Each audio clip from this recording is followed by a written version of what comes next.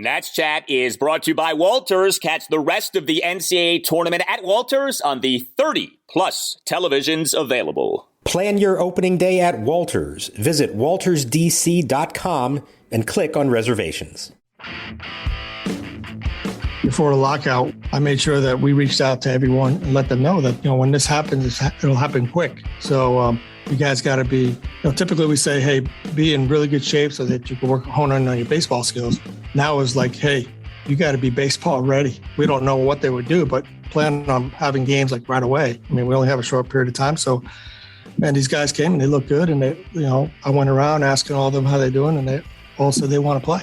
They're ready to play. They're ready to get at bats and get their reps. So that's really good for us. And welcome to Nats Chat for Wednesday, March 23rd, 2022, along with Nats insider Mark Zuckerman of MASNsports.com. I'm Al Galdi, host of the Al Galdi podcast. Mark is in West Palm Beach, Florida, site of National Spring Training. It feels good to say that. I am back in the Washington, D.C. area, where the weather actually hasn't been that bad. I mean, I won't say it has been West Palm Beach-like, but actually has not been that bad here in the nation's capital here lately. We're a little more than 2 weeks away from opening day on April 7th. There have been a number of Nationals developments since our last installment of the podcast last week. We will be getting to all of the major items over the course of this episode of the podcast. But Mark, you are in West Palm Beach. Have you seen any camels yet during this Nats camp? No camels, no wild animals so far, Al, at camp. It's still early, remember. I know it's late March, but for this camp, it's still early. So there's always the possibility of something. But I got to tell you, I'm going to try not to brag too much here or make too big a deal out of it. But it's really nice to be here. It's been 2 years since I've been here. Obviously, the weather's beautiful, but just the opportunity to be out there on the backfield watching the guys again, to go into the clubhouse for the first time since the beginning of the pandemic and really get to talk to guys and get to know them. It's a breath of fresh air. And I don't know if it's because of that or it's just always the way it is in spring training, but I feel like as a team, they're really loose. They're really enjoying themselves. It's kind of an upbeat vibe right now. We'll see, whether that changes over time, but it's been a very pleasant group to be around. I'll tell you that.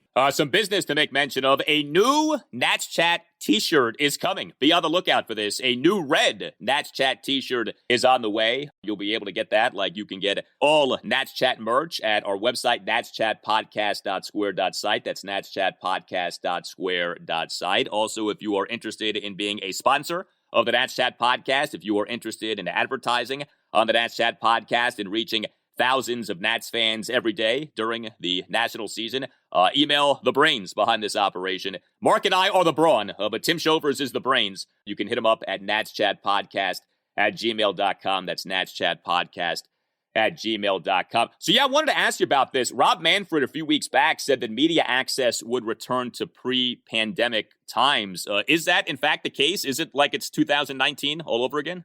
It absolutely is. And it's a glorious thing. And I honestly didn't know if that would ever happen again. If you go back to about March 8th or 9th or something of 2020, as the pandemic was really starting to hit everyone and understand the severity of this, they closed clubhouses. And we were still here for a few more days after that. And they were making players come outside to talk to us. And they were telling us, try to stand 6 feet apart and all that. And I'll be honest, I kind of thought this is ridiculous. Where's the danger here? This isn't anything serious. And then obviously 3 days later, the whole world shut down and I flew home. They canceled camp and they didn't all reconvene until late July. So because they didn't have clubhouse access during 2020 or all of 2021, the thought was, well, we may not get it back again. That maybe players in particular would say, we don't need them in here. We don't want that. I'm glad to see that as part of the new CBA, they restored the old rules. Now, media members have to be vaccinated, they have to be boosted, and they have to wear a mask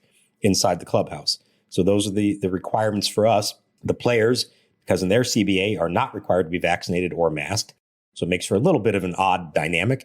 But, I think most of us feel like it's a small price to pay to get the access back that we've lacked all this time. And it makes such a difference. I mean, there are guys on this team that I've, quote unquote, covered last year, but never really got to know. You just didn't have the opportunity to spend any quality time with them. And now all of a sudden, just in being down here for the last 5 days, I feel like I'm starting to really get to know them. And I hope it makes a difference and people notice it in the coverage over time.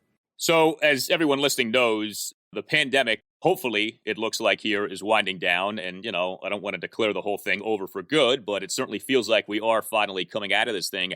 The NFL late last NFL regular season abandoned, basically, NFL COVID-19 protocols and actually put out an announcement recently saying we're done with COVID-19 protocols. Where is MLB with COVID protocols? Are we not going to even have testing this coming season? Is there still going to be testing? Obviously, the Nationals got hit quite hard with a COVID outbreak last year and over the course of the season had to deal with some stuff, although, guys, for the most part, were just fine. But where are we with MLB COVID protocols? So I know there is still some testing going on because there were people at the ballpark the other day taking care of that stuff. I don't know the specifics, and I'm not sure that MLB has formally announced. That CBA came together so quickly, and it was such a scramble to get to opening day. There are a lot of items that I think they were still really hashing out the final details of, and they essentially have till opening day to figure that all out. So I think there will still be some amount of testing, but I can tell you, good news, knock on wood, I don't think I've heard of any positive cases across any spring training camp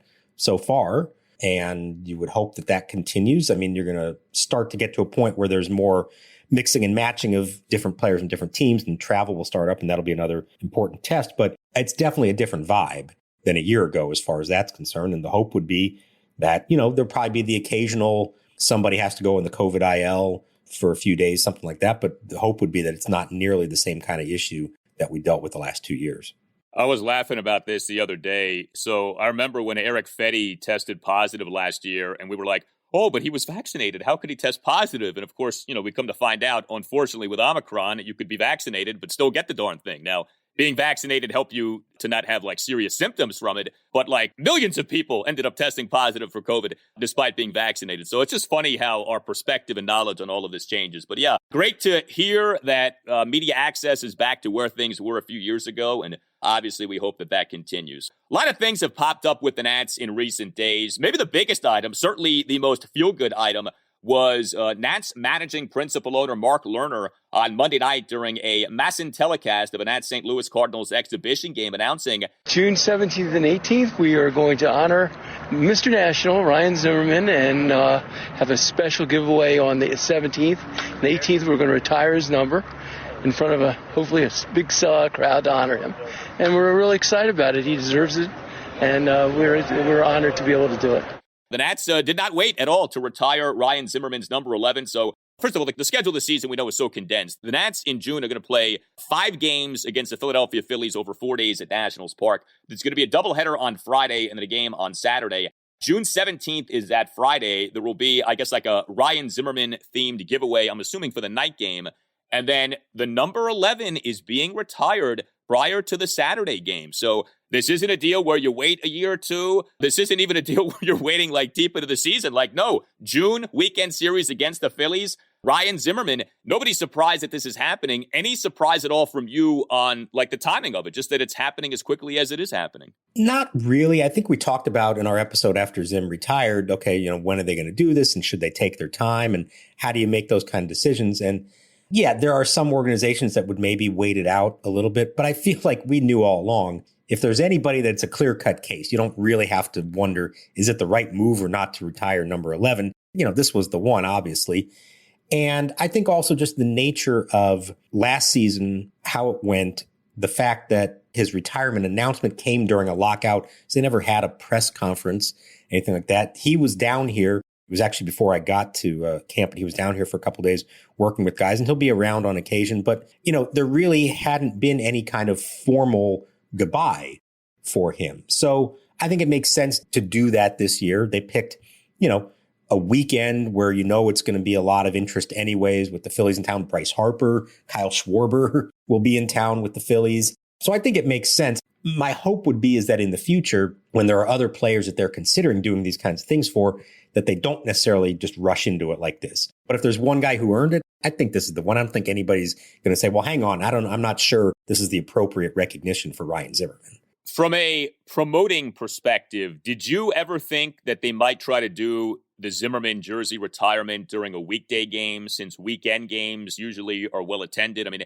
Nats Phillies in June probably going to draw good crowds anyway. I'm not saying to do it on a Tuesday night against the Pirates in August, but like if you're thinking about this from a promoting perspective, you would think, well, why don't we try to spice up a crowd for some weeknight game? I don't have a problem with them doing it during a weekend game, but I just find it interesting. Like you would think about the strategy behind this. Maybe it might have made a business sense to do it during a weekday game, but I guess the Nats didn't feel that way. Yeah, the thought crossed my mind too, but I'll tell you just because I've been at other, when the Nats have been on the road somewhere and it happened to be when they were doing something like this, honoring an ex-player retiring a jersey. And I feel like it's almost always inevitably a Saturday night. So I think there's just sort of like those are the biggest crowds. And in a way, it's almost like, okay, you're guaranteed to have a great scene there that night. Whereas if you announce it for a Tuesday night, maybe you sell out, but maybe not enough people get the word of it, or it's a school night and people say, well, I would go, but it's not the best night for us all to travel, something like that. I get what you're saying. Like I've had that same thought, but I think there are certain things that you just say, hey, we're going to make it as big a deal as we can. And what's the biggest night with the biggest attraction at a ballpark? It's a Saturday night over the summer, to be honest. And I don't know if this was actually intentional or not, but June 18th will actually be the 16th anniversary of his first career walk-off homer. Zimmerman! Yes! There it goes! There it goes! Yes! Nationals win 3-2 against the Yankees at RFK Stadium. Now, I have no idea if that was intentional. It worked out. It's a Saturday. It's against the Phillies. It made sense from that. But there's a little nice symmetry there if that crossed their minds at all. That would make sense. So the Ryan Zimmerman jersey retirement is a feel-good development for the Nationals in recent days. And then there is a not-so-feel-good development for the Nats in recent days, and that is this Carter Kieboom situation. Man, this guy just cannot catch a break in terms of his career getting on track. The Nats on Monday afternoon announced multiple roster moves, among them putting Carter Kieboom on the 60-day injured list. Not the 10-day injured list, the 60-day IL with a right elbow UCL sprain and a right flexor mass strain. We had learned in recent days that he had the right flexor mass strain. The Nats, in announcing this transaction, also tacked on a right elbow UCL sprain. Many people listening know this, but in case you don't, things like flexor mass strains and UCL sprains normally, or at least can be, precursors to Tommy John surgeries. We don't know with certainty that Carter will need Tommy John surgery, but we do know that sometimes position players need Tommy John surgery. Matt Wieters underwent Tommy John surgery years ago. Look, I know that it wasn't a guarantee that Carter Kieboom was going to be the Nats' opening day third baseman, but I find it funny. David Martinez did in recent days say that he wanted Carter to be the Nats' starting third baseman. We know the deal with Carter Kieboom. He has struggled so far. His first three major league seasons have not gone well, 2019 through 2021. And now you have him on the 60-day IL, a week or so into spring training. I mean, I feel for the guy. This is an awful development for him. And I guess his season may be in jeopardy with him already being on the 60-day IL and the potential here for him needing Tommy John surgery. Yeah, so it is possible. As we're recording this, we don't know the exact process of what's going to play out. And what's interesting is how this is kind of over a couple of days magnified. It's kind of grown bigger, or sounding at least more severe. Let's take you through all this. He's working out. He's supposed to be in the lineup on Friday night. He's doing his afternoon defensive drills. He said everything felt fine up to that point. Never had any issues with his elbow prior to this. He was making throws to second base, some throws to first base, and then all of a sudden, just on one throw, he said his right arm, his elbow didn't feel right. I thought, well, that's strange. I've never had that before. Tried to fight through it a little bit. It wasn't going away. Tried to take some swings. It still wasn't going away. So he notified the team. They scratched him from the lineup. They scheduled him for an MRI the next day. So the next day, Saturday, they take the MRI. They get a couple of doctors to review it.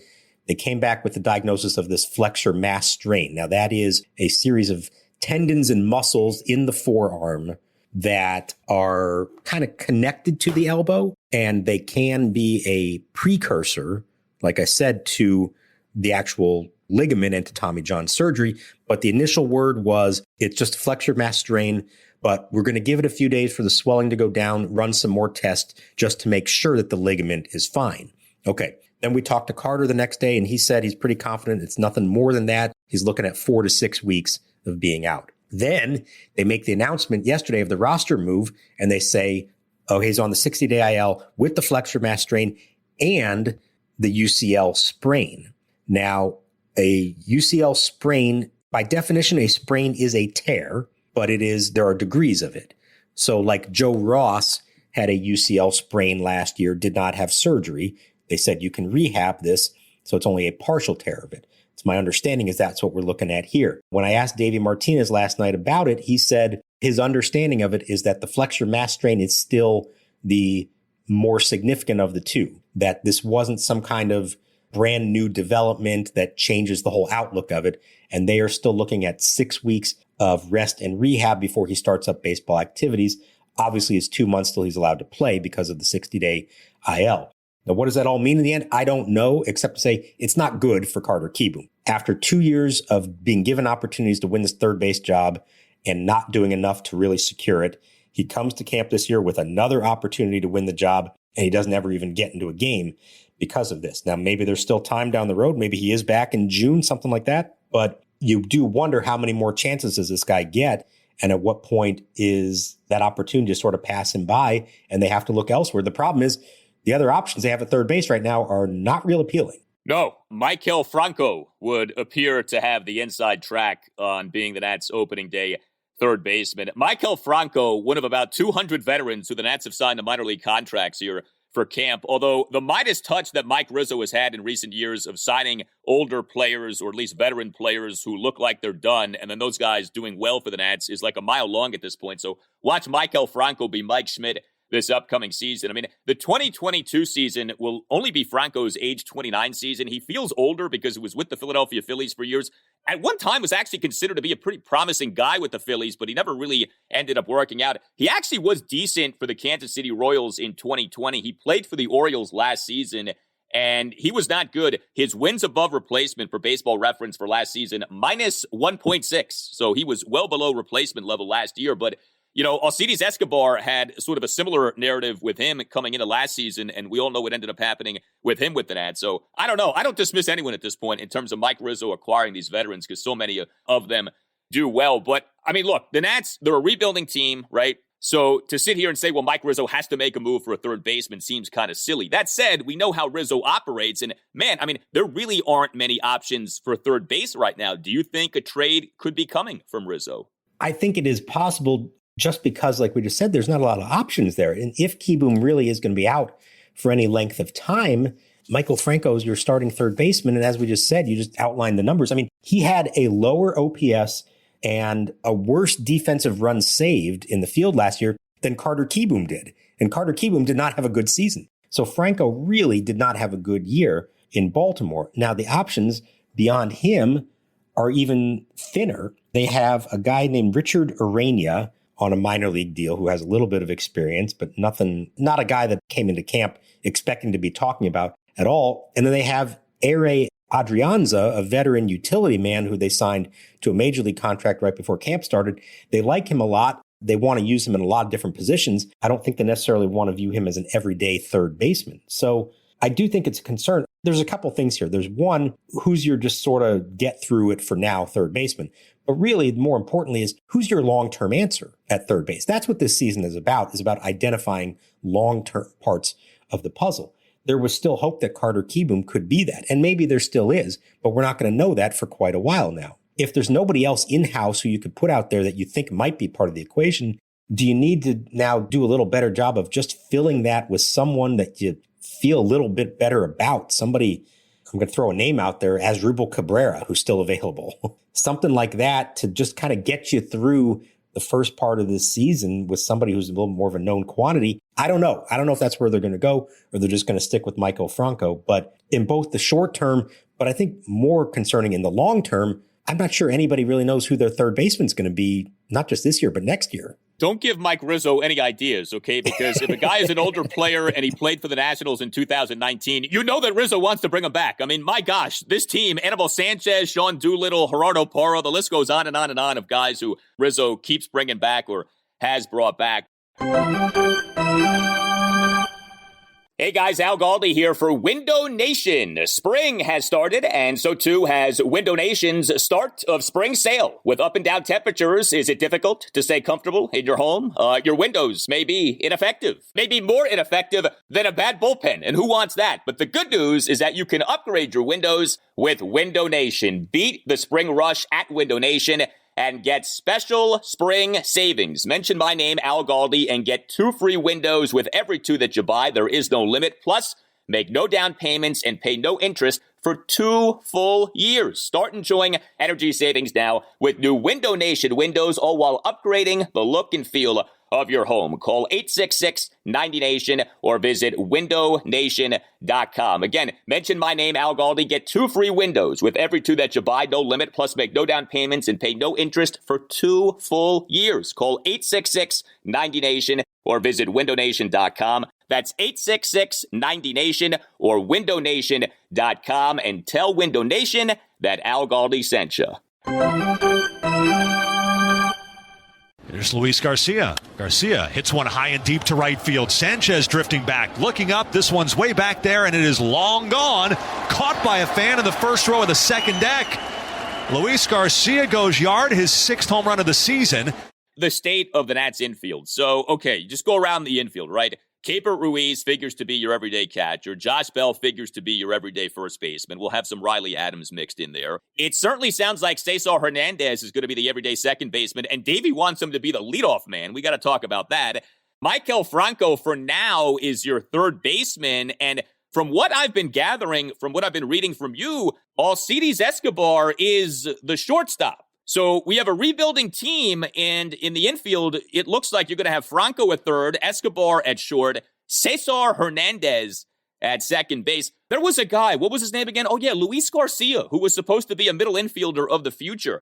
You're going to have to explain this to me. Why isn't Luis Garcia being set up to be an everyday player for the Nats this coming season? What are the Nats doing, wasting their time with the Escobars and the Hernandezes of the world? It's a great question, Al, and I've been kind of wondering it myself, and I've been wondering it since the day they signed Cesar Hernandez. This goes back to pre-lockout. He was one of the guys they signed right before the lockout, and because it was last minute, we never got to talk to Rizzo or anybody about that move and figure out what they were doing, because the insinuation was, well, this guy's a second baseman. You just paid him $4 million. What does that mean for Luis Garcia? Is he going to play shortstop?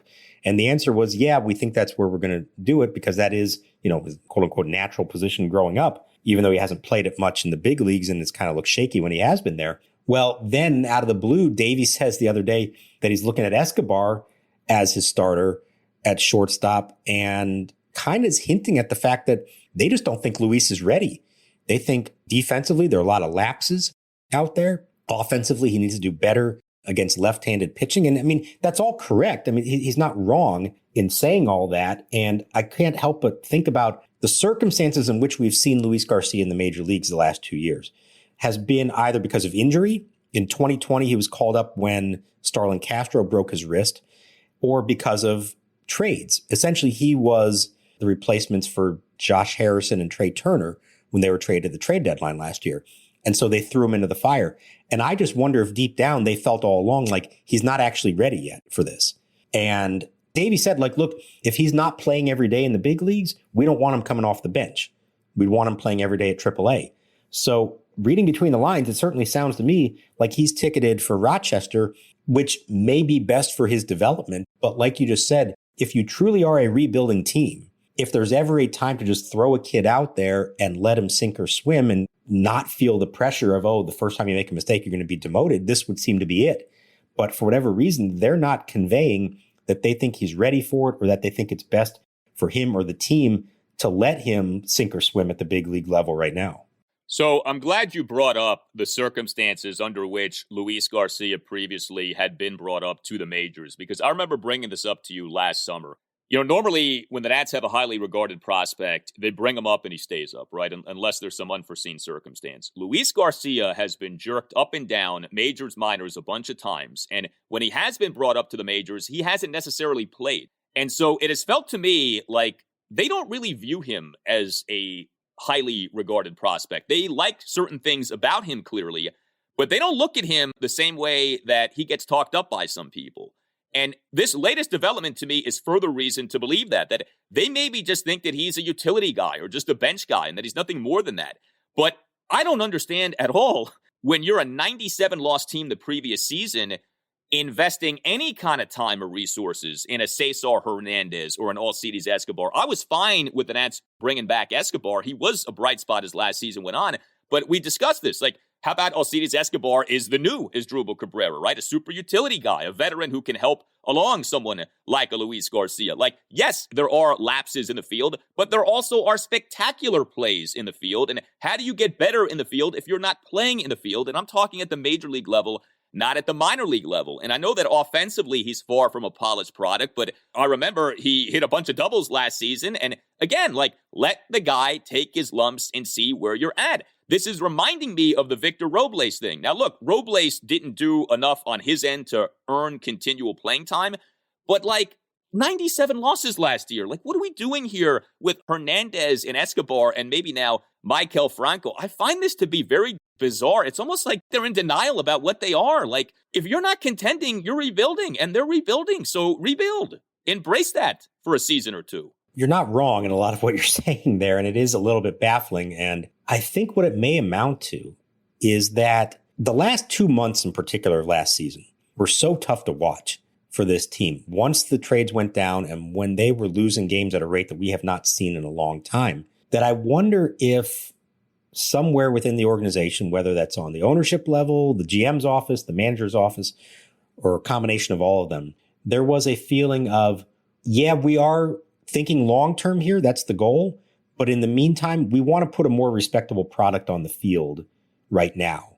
We know we're not contenders, but we also don't want to go full on obvious tank. We're trying to lose 100 games. I know Mike Rizzo, it's hard for him to do that. That's not who he is, that kind of guy. And I know Davey, as a manager, wants to put his best team out there, who he thinks gives him the best chance on a given day. And I wonder if they feel like having some of these more experienced players helps accomplish that without necessarily hurting the long-term development. Now, I don't know what's right for Luis Garcia.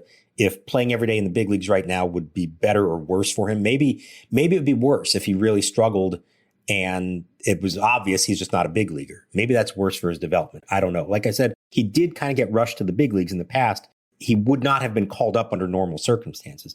And let's also remember, I know we've talked him up and we've seen some exciting things from him. And at a time when they didn't have a lot of top prospects, he was a name to watch. But he doesn't really rank on a lot of these top prospect lists overall. So he's not necessarily thought of in the same regard as, Cade Cavalli, Josiah Gray, Keibert Ruiz, those types. He's a different type of prospect. And maybe we're starting to see evidence of how the organization really feels about him.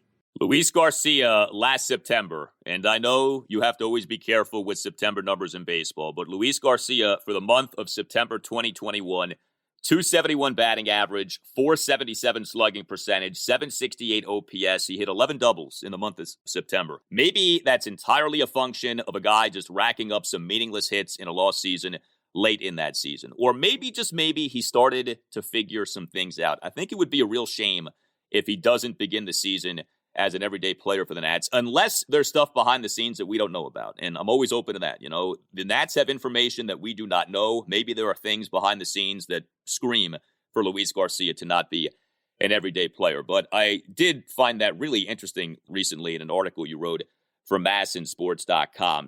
So exhibition games have begun for the Nationals. We had Anibal Sanchez making a start the other day. And it's funny. I mean, Anibal Sanchez is here. He hasn't pitched in the majors since the 2020 season. He was not good in that season. But, Mark, the more I think about this, the more I kind of feel like Anibal Sanchez may well begin the season in the Nationals rotation. And I know he looked pretty good in that outing the other day, but, doesn't sound at all like Steven Strasburg is going to be good to go to begin the regular season. We know that the Nats are lacking in pitching depth, period.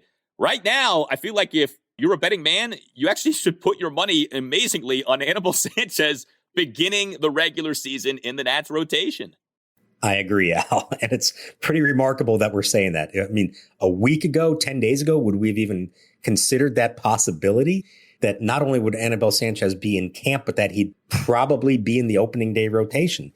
And that's both a function of him showing up in good shape. And I mean, I watched him throw and I watched him pitch the other night, and he was throwing in the low 90s. You could see Davey's been talking about how he's got much more extension on his pitches, how he's finishing stronger, that he didn't see that same thing in 2020 for whatever reason. And Anibal talked about how fresh he feels, by sitting out last year.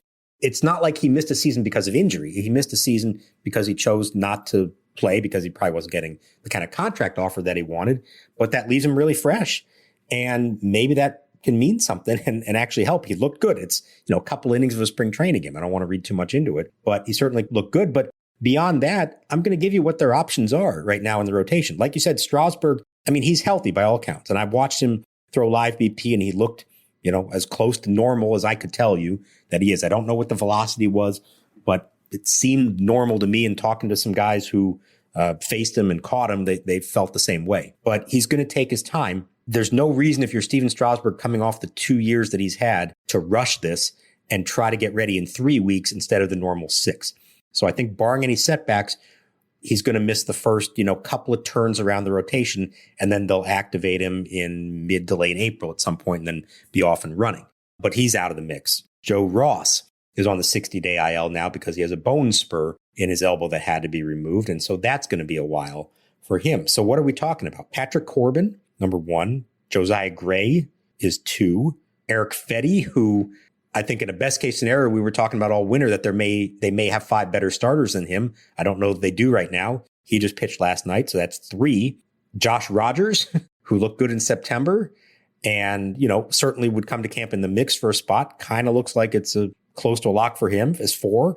And now Anibal Sanchez. And the only other options are Aaron Sanchez, a guy with big league experience who they signed to a minor league deal, but needs to prove that he's healthy after missing a lot of time. He was pitching in an inter-squad game today, and, we'll see how that goes. And I don't sense that he's built up enough to be considered at least opening day for rotation spot. And then what else are we talking about? We're talking about Cade Cavalli, who I know we want to get to, but I don't think seriously is in the mix for an opening day rotation spot. We are going to see him eventually. Our boy Paolo Espino, who we love and who is here, but I think at the moment is being viewed as more of a swing man, likely long reliever in the bullpen. He's available to start if they need him, if other things happen. And I don't know beyond that who else they really have that you'd consider a serious threat to be in the rotation. They could always sign someone else still at this point. There are starters out there, but we're coming up on 2 weeks to opening day. They're not going to sign somebody who's ready to pitch in 2 weeks in a big league game. It's a reminder that the Nationals still have a lot of work to do in terms of accumulating prospects and reestablishing pitching depth in the organization.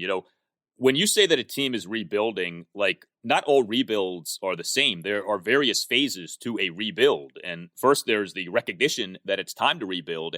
Then you have to go through the process of stockpiling prospects, and then you have to go through the process of those prospects rising through your organization and reaching the major league level, and then hopefully blossoming into quality major league players. The Nationals are still in this phase of needing to acquire more prospects. The sell-off of late July helped to take the farm system from being the worst in baseball to maybe being now in the bottom third of baseball, something like that. But we still need a lot more done in the way of trying to reestablish the inventory here in terms of pitching prospects. The fact that we're talking about Anibal Sanchez and Aaron Sanchez, that says a lot about where the Nats still are in terms of that pitching depth. So really can't emphasize enough the importance of trying to get more prospects this year, trying to flip people whenever possible and, kind of see how we go that way. But I think part of what we discuss here is are you almost treading water right now if you're the Nats and just kind of biding your time until you get more prospects? All these additions this offseason of, veteran players, the Cesar Hernandezes and the Maikel Francos and the Anibal Sanchez types.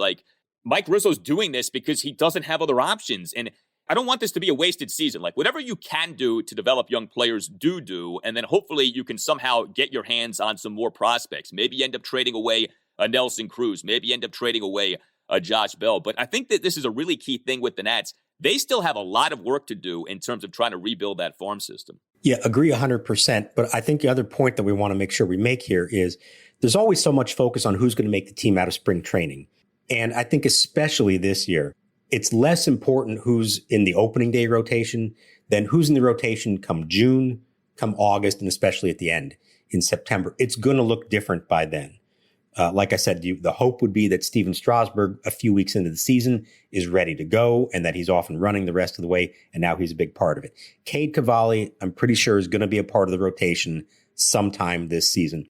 Is he better than some of these retreads and deserving of a spot in the opening day rotation? Sure, you can make that argument. But they also know that for his development and given how little he's pitched as a professional, it's probably best for him to start at AAA, have a little bit of success there, monitor his innings, and then call him up when he's truly ready. Because you also, last thing you want to do is end up having to send him down when he's not truly ready. You don't want a Lucas Giolito situation where it starts off well or doesn't go well. Now you have to send him down, call him back up, bounce up and down. So we're going to see him at some point. There are some other kids that we may see along the way. Let's focus on what the rotation looks like later in the year versus on opening day. Beyond Cavalli, would any of the top Nats pitching prospects be called up this season, or you think more likely than not it's just Cavalli this season? I think there are some others we could see. Cole Henry, depending on how things go with him, is somebody we could see. Gerardo Carrillo, who pitched last night in relief, another guy they got from the Dodgers. There's a question about whether he's a starter or ultimately a reliever. He's got a great arm, but he's kind of all over the place. May just be a two-pitch guy that ends up as a reliever. But I think for now, they still look at him as a starter. So I think there are a few. I don't think Jackson Rutledge is there yet. He's a little younger. Yohan Adon, who we saw in the last day of the season, I think is somebody to keep an eye on, for down the road here at some point. But I do think it's important that what you said, this is somewhat of a transition season.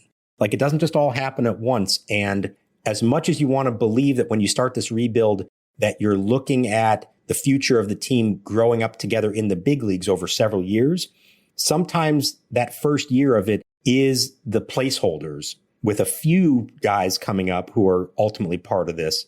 But it may be a year or two until it happens. I went back and looked at the 2010 Nationals, which is essentially the first year, 2009, when they bottomed out, 100-loss team, kind of start over. 2010, I think, is maybe comparable to where they are this year. Well, Strasburg debuted, so that's kind of like Cavalli. Jordan Zimmerman was already there. That's kind of the Josiah Gray guy. But a lot of the players on that team were not guys who were part of the 2012 division winner. So if we're supposing that maybe 2024, the Nationals are contenders again, yes, some guys we see this year are going to be part of that. But there's a good chance that a decent number of them aren't here yet, either because they're still in the minor leagues or they haven't even been acquired yet. Hey, Nats fans, are you looking to buy or sell a home or an investment property? If so, contact Jamie Coppersmith and the Coppersmith Group at McInerney Associates. A huge Nats fan right from the get-go in 2005, Jamie has repeatedly been recognized by Washingtonian Magazine as a top-producing real estate agent across the DMV. Referred to by a client as a Jedi Master of real estate, he will bring his expertise to bear on your behalf, helping you understand and navigate this challenging real estate market. Jamie is a 5-tool agent who's as patient as Juan Soto at the plate. He has his own version of Moneyball, a strategic and statistical market-based analysis that balanced with a deep respect for your specific real estate needs, goals, and timeline. So whether buying or selling, call Jamie Coppersmith today at 202-525-7471 or visit his website at thecoppersmithgroup.com. That's Coppersmith with a K. Well, I did like this from the Nats on Monday afternoon. The Nats announcing that they had claimed reliever Hunter Harvey off waivers from the San Francisco Giants. This, to me, is exactly the kind of thing the Nats should be doing, taking flyers on guys who have talent, still or relatively young, and yeah, there's a reason a guy like that was available, but if it works out, maybe at the very least you get a season or two out of the guy. Maybe if he stays healthy, he's someone who you could flip. I mean, Hunter Harvey is a flamethrower. He was taken by the Orioles with the number 22 pick in the 2013 MLB draft. He is entering just his age 27 season. He's been around for a long time. He's still well below the age of 30. The thing with Hunter Harvey is he has been a walking injured list throughout his career. It is unbelievable the extent to which this guy has dealt with injury, but he throws hard, like really hard. And if you could ever somehow get him to stay healthy for a season, he's someone who could be like a back end of the bullpen type. So I was glad to see that from the Nats. Maybe he continues to have injury struggles, but this to me is what they need to be doing, especially with the bullpen, because we know how these relievers are. And I know that the Nats have made some moves with the pen, and something like Steve Cishek I think makes a lot of sense, but it's still quite possible the bullpen again this season is a problem. So just take shots, bring in bodies, and see what ends up sticking. You never know with these relievers, as we all know. Yeah, that's essentially what they said when they made the move to bring in Harvey. If he's healthy, there's the potential to be something there. If he's not healthy, which is unfortunately what most of his career has been, then it won't have been worth it. But I think they figure they're in a situation where they can afford to take that chance. We'll get a chance to see him here the next couple of days and catch up with him and see how he's doing. But by all accounts, he is healthy. I'm a little bit curious of why the Giants would just put him on waivers and expose him without ever pitching for them. I know they had some other 40-man moves they had to make and somebody had to be removed from it. But if you're the Nationals, by all means, give it a shot. I think one of the themes of this camp that we're seeing is you bring in as many potentially high-end arms in particular, pitching-wise, knowing they're not all going to actually pan out. But if a couple of them do, then that's great. You have yourself some pieces that can help you now or in the future, or like you said, pieces that can then be moved in July for more future pieces. And I think it's the right strategy for right now. I don't know if Hunter Harvey is going to ever pitch for the Nationals or what he would do for them if he does. But between Tanner Rainey, Kyle Finnegan, Steve Cishek, Sean Doolittle, Hunter Harvey, Francisco Perez, who's a lefty they got from Cleveland, there's some potential there. Are they all going to pan out? Probably not. But there's some potential. Will Harris, who's back from his injury and is now pitched. So, I mean, you've got arms that have some upside to them. It's just a matter of, can you find 3 of them at least that actually pan out and give you some semblance of a competent bullpen? Yeah, I mean, it's hard to have real faith in the rotation. Maybe the rotation ends up being great, but right now, I mean, it certainly doesn't feel like it's going to be great. So it would be nice if the bullpen was like passable, because that obviously was an issue, especially as last season went on. The bullpen was just so bad. So, you're probably going to have to be leaning on this bullpen a decent amount this upcoming season. So can you at least have a few guys on whom you can rely? That would be nice this upcoming year. Another item here. So Nelson Cruz, I love this signing. Nelson Cruz has been an elite power hitter for years, a guy who the Nats potentially could flip this summer. It's a 1-year contract with a mutual option. Everybody loves the guy. I don't know if you've gotten a chance to chat with him yet. I know we did an introductory presser last Thursday, but what are your initial impressions of Nelson Cruz? Yeah, kind of exactly what I'd always heard about him. Really upbeat, gregarious guy. He's really loved within the clubhouse, a guy who comes in with instant credibility. He's got a presence, in part because he's just a physical specimen, but everybody knows his track record and what he's done in the sport. And you could see how he's already getting to know guys. So, I mean, Juan Soto, of course, was thrilled.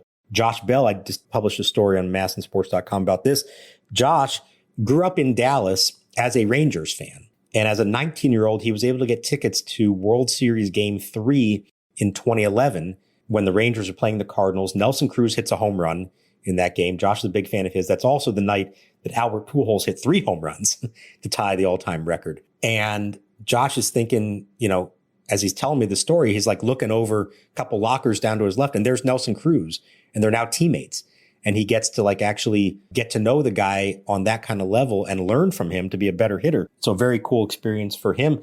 And here's another little anecdote that I thought is fantastic and shows you the kind of impact that Cruz can make. First day in camp, he's taking live BP off Eric Fetty. And at the end of the session, he walks up to Fetty and tells him something. And what he told him was he picked up on a tell in his delivery. He could tell that he was doing something that gave away whether he was throwing a breaking ball or a changeup, fastball, whatever it was, and picked it up and told him immediately. And it's something that evidently the Nationals themselves had never discovered. So that's what you're getting with Nelson Cruz is a guy who has great power skills, but also, 15 years of quality big league experience and the understanding and knowledge and willingness to share what he's learned with others. And so I think he's going to make a big difference on this team. Yeah, I saw that anecdote. That was really cool. I also, though, have to ask this question. Why wasn't Jim Hickey or Davey Martinez or someone in Nationals player development making that point to Eric Fetty? I mean, this goes back to something we've talked about. Like, why don't guys get better with the Nationals? So I know it's one thing, and maybe Jim Hickey was about to walk out to the mound and tell Eric Fetty that very same thing. Who the heck knows? But I did get a kick out of that. Nelson Cruz should not be making points that your coaching staff should be making. That, to me, was interesting. But, I was thinking about this, too. If Ryan Zimmerman had not retired, would the Nats have signed Nelson Cruz? And so in that regard, could you not very much argue that Zimmerman retiring from a baseball standpoint is a good thing for the Nats? Because they wouldn't have pursued Nelson Cruz and or he wouldn't have wanted to come here had Ryan Zimmerman still been playing. I mean, we all love Zim, but I think if you're a Nats fan and you're at all down about Zimmerman having retired, your consolation prize is one of the best power hitters in Major League history, really. So that's a good thing. But do you think they would have signed Nelson Cruz had Zim not retired?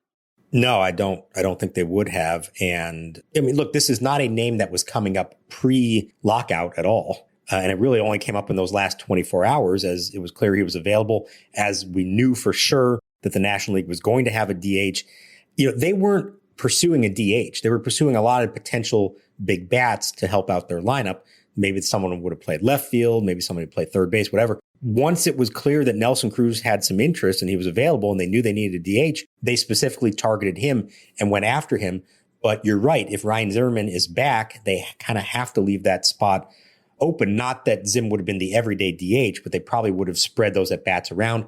They probably would have looked for a bat in left field, to be honest, instead of in that kind of role. And so, yeah, it does speak to, and I think we mentioned this in the past, that while they certainly would have welcomed Zimmerman back with open arms, and he would have played an important role, and like they were pleased with the role that he had. In a lot of ways, the organization where they are right now, having a backup first baseman and sometimes DH who doesn't really do a lot else was probably not best for roster construction overall. And so having him retire does open the door for them to pursue other things. And I think Nelson Cruz absolutely is here because Ryan Zimmerman retired. Yeah, I mean, the one tough thing with Cruz is that he is unplayable in the field. Well, he's taking grounders at first so far here in camp, and he played a couple innings there last year. He talks it up like he can do it. We'll see if that actually happens. My guess is he probably will not.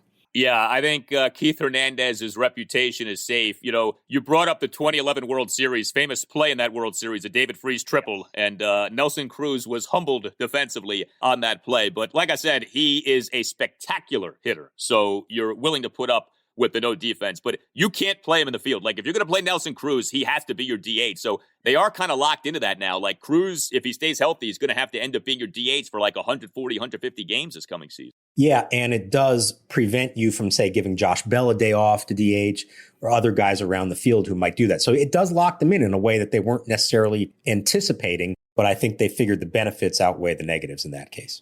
Yeah, and I think that they do. Well, you tell us what you think. You can always tweet us at Nats_chat. You can email us as well, natschatpodcast@gmail.com. If you're listening to the podcast on Apple Podcasts or on Spotify, please give the podcast a 5-star rating if you haven't yet done that. And if you are listening on Apple Podcasts, you're allowed to write these reviews of the podcast. If you could take like 30 seconds to just write 1 or 2 sentence review saying how much you like the podcast, that's much appreciated. The ratings and reviews help to make the podcast successful. We thank everyone for listening. We thank everyone for spreading the word. Once the regular season gets going, we'll be coming at you the morning after every Nationals game. And some days we'll have multiple Nats games with the schedule bunched in tight off the lockout. But baseball is coming. Opening day is coming up on April 7th. And so for Mark Zuckerman, I'm Al Galdi, and we'll talk to you next time on the Nats Chat Podcast.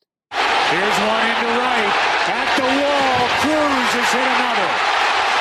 A 2-run shot, and it's a 5-3 game.